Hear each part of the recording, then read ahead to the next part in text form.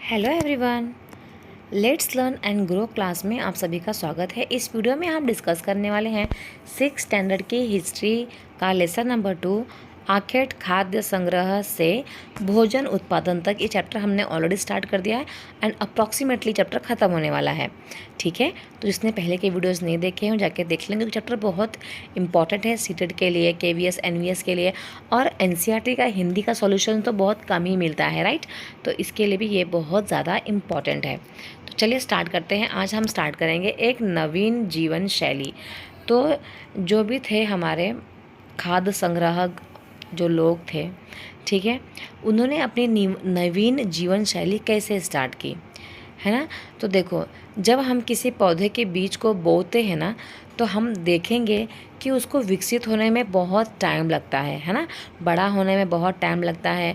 किसी को कुछ दिन लगते हैं, महीने या फिर साल भी लग जाते हैं, है ना।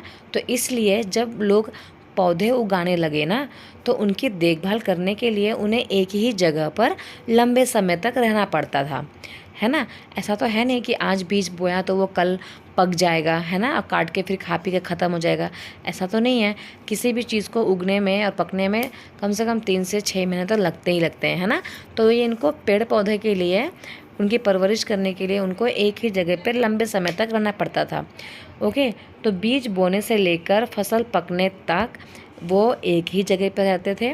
फिर इसके बाद वो पौधे की सिंचाई करते थे, खरपतवार हटाते थे, जानवरों और चिड़ियों से उनकी रक्षा करते थे। ऐसे बहुत सारे काम उनके जीवन में उस टाइम पे शामिल थे, है ना। फिर कटाई के बाद वो क्या करते थे, अनाज का उपयोग बहुत संभाल कर करते थे, क्योंकि ये अनाज उनको पूरे साल चलाना होता था, है ना। और उसके अलावा इसी अनाज का इस्तेमाल वो बीज के रूप में भी करते थे, है ना। तो इसलिए उनको बहुत ज़्यादा संभाल कर इन अनाजों को रखना पड़ता था, है ना। तो अनाज का जो इस्तेमाल है वो भोजन करने के लिए करते थे और बीज के लिए भी करते थे। तो इसलिए ये क्या करते थे, उनको संभाल कर रखते थे, है ना। और इसका इस्तेमाल जो है भविष्य में भी करना पड़ता था, उनको बीज के लिए भी करना पड़ता था। तो इसलिए ये लोग क्या करते थे, भंडारण के बारे में सोचते थे कि बहुत सारे गेहूँ चावल तो ग्रो हो गए हैं, उग गए हैं, बट उसको अब रखे कहाँ संभाल कर, ताकि ये लंबे समय तक चले। तो इसके लिए वो भंडारण की बात भी सोचते थे, ठीक है। बहुत से इलाकों में ना ऐसे मिट्टी के बर्तन मिले हैं, मिट्टी के बड़े बड़े बर्तन मिले हैं, है ना। टोकरियाँ बुनी हुई मिली है और ज़मीन में गड्ढा भी खोदा गया है। तो आपको क्या लगता है, ये सारी चीज़ें भोजन संग्रहण करने के लिए ही बनाया गया होगा क्या, है ना। ऑफ कोर्स, अगर आपने देखा होगा तो मिट्टी के बड़े बड़े बर्तन, ऐसे गांव में ना डेहरी बोलते थे, ऐसा मिट्टी का इतना बड़ा सा बनाते थे, है ना। और उसके अंदर ही गेहूँ चावल जो भी उनका अनाज होता था उसको वो रखते थे, है ना। तो ये है इनकी नवीन जीवन की शैली। नई जीवन जो है वो स्टार्ट हो चुका है। पहले वो लोग एनिमल्स को मार वार के खाते थे, अब वो क्या कर रहे हैं, नए जीवन को उन्होंने अपनाया है। वो किसान बन चुके हैं, पशुपालक बन चुके हैं, है ना। चलिए आगे देखते हैं।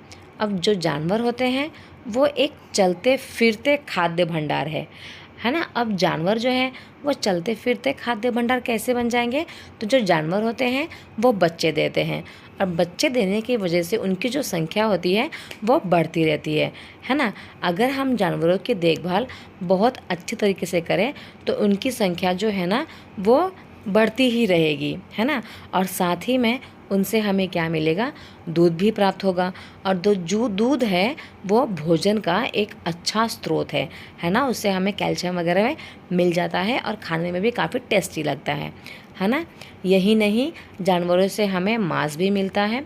दूसरे शब्दों में अगर हम बोलें तो पशुपालन करना भोजन के भंडारण का एक तरीका है ना। मतलब आपने पशुपालन किया है, आप जानवरों को पाल रहे हो, मतलब आपके पास भोजन का भंडार है। क्यों, अगर आपके पास गेहूँ चावल नहीं है, अनाज खाने के लिए नहीं है, तो आप इसी में से किसी भेड़ को या किसी बकरी को मारकर खा सकते हैं, उसके मांस को खा सकते हैं, है ना। या फिर अनाज नहीं है तो फिर आप उसके दूध का इस्तेमाल भी कर सकते हैं पेट भरने के लिए। तो इस प्रकार से जो जानवर हैं वो चलते फिरते क्या हैं, भंडार हैं। ओके, चलिए अब देखते हैं नेक्स्ट टॉपिक, जो आरंभिक कृषकों और पशुपालकों के बारे में पता करें। मतलब जहाँ जहाँ पे पहले के लोगों ने कृषि करना स्टार्ट किया और पशुओं को पालना स्टार्ट किया, उसके बारे में हमें ढूंढना है। ठीक है, तो अगर आप मानचित्र 2 में देखोगे ना, तो वहाँ पे नीले वर्ग दिखे, मतलब ऐसे ऐसे वर्ग दिखने को मिलेंगे। ठीक है, और इससे ये जो बिंदु है ना, हमें वो दर्शाता है कि जो पुरातत्व वाले हैं, मतलब जो आर्कियोलॉजिस्ट हैं, उनको ये सारे एरियाज़ में कृषिकों और पशुपालकों का होने का क्या मिला है, साक्ष्य मिला है। बहुत सारे एविडेंस मिले हैं, प्रूफ मिले हैं कि यहाँ के लोगों ने कृषकों और पशुपालकों को पाला होगा और फार्मिंग की होगी। ठीक है, ये जो है ना पूरा उपमहाद्वीप में पाए गए हैं। सबसे महत्वपूर्ण अगर बात करें तो ये पश्चिम क्षेत्र वाला एरिया है, जो कि आधुनिक कश्मीर में है, और पूर्वी दक्षिण भारत में ये पाया गया है। ठीक है, कि लोग कृषिक भी थे, फार्मर्स भी थे और पशुपालक भी थे, है ना। चलिए आगे देखते हैं। और वास्तव में ये जो स्थान थे ना, वहाँ पे कृषक और पशुपालकों की बस्तियाँ थी, है ना। जहाँ पर भी लोगों ने फार्मिंग की है या जहाँ पर भी लोगों ने पशुपालन किया है, वहाँ पर उन्होंने बाकायदा घर बना के उन्होंने रहना स्टार्ट किया है। बाकायदा उनकी क्या थी, बस्तियाँ भी थी, है ना। बस्तियाँ भी थी या नहीं, इसे जांचने के लिए वैज्ञानिक जो है ना, खुदाई में मिले पौधों और पशुओं की हड्डियों के नमूनों का अध्ययन करते हैं। तो ऐसे एरियाज़ में ना बहुत सारे पेड़ पौधे मिले हैं, पशुओं की हड्डी मिली है। तो इससे जो वैज्ञानिक है वो अध्ययन करते हैं कि क्या वो कृषक और पशुपालक जो थे वो बस्तियों में रहते थे, है ना। और सबसे रोचक बात यह है कि वहाँ पर जले हुए अनाज के भी अवशेष मिले हैं। ठीक है, जले हुए अनाज के भी अवशेष मिले हैं। तो ऐसा लगता है कि या तो ये अनाज गलती से जल गए होंगे या तो फिर उनको जानबूझकर जलाया गया होगा, है ना। और वैज्ञानिक क्या कर रहे हैं, इन अनाजों के दानों का भी पहचान कर रहे हैं कि ये कौन से अनाज है ना। और ये सारी चीज़ों से हमें पता चलता है कि हमारे उपमहाद्वीप के विभिन्न भागों में, मतलब अलग अलग क्षेत्रों में फसलें उगाई जाती रही होगी, क्योंकि बहुत सारे प्लेसेस में हमको लोग फार्मिंग करते हुए नज़र आए हैं, है ना। वैज्ञानिक जो है ना, उनको बहुत सारी हड्डियाँ भी मिली है और वो भी उनकी पहचान कर सकते हैं कि ये कौन से जानवर की हड्डी है। और इसी प्रकार से हमारी जो बुक है वो बनाई गई है। जो भी हमारे पास एविडेंस प्रूफ है उसके मद्देनज़र रखते हुए ही ये बुक बनाई गई है। ठीक है, चलिए आगे देखते हैं। ये यहीं पे ख़त्म करते हैं स्थायी जीवन की, और ये टॉपिक हम नेक्स्ट क्लास में पढ़ते हैं। ठीक है, तो आज के लिए इतना ही। मिलते हैं नेक्स्ट क्लास में। नेक्स्ट क्लास में हम पढ़ेंगे स्थायी जीवन की और।